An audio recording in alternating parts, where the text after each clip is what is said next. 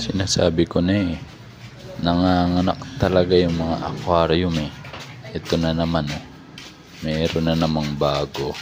Tara, samahan nyo ako, ayusin natin ang background ng ating aquarium. Magle-lettering nga tayo dito para sa ating background.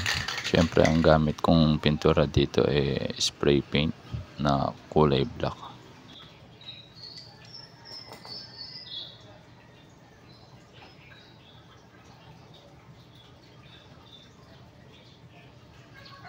Ito nga pala yung ating na lettering. At syempre tapos na yung lettering, kaya pinturahan na natin yung ating background. Ito mga ginagawa ko to ay DIY din to guys ha.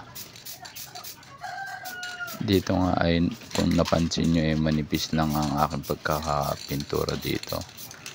Kasi ito ay primer pa lang para dumikit yung pintura.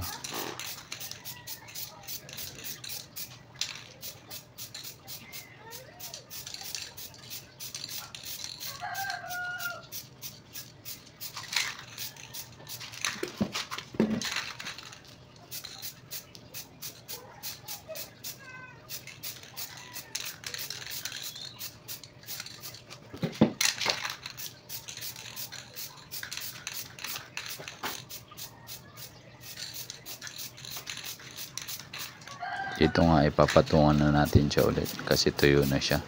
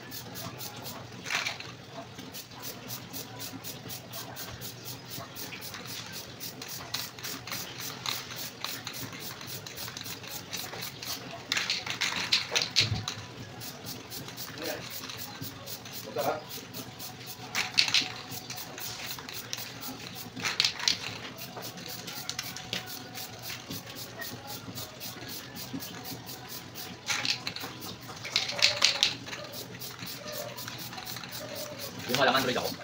Yung walang Android ako. Maganda gamit ko. Ayun.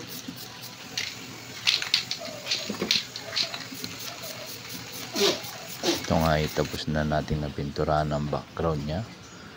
Kaya ito yung ating harapan. Yan ang finished product ng ating background. Thank you for watching. Then yung part 2 guys.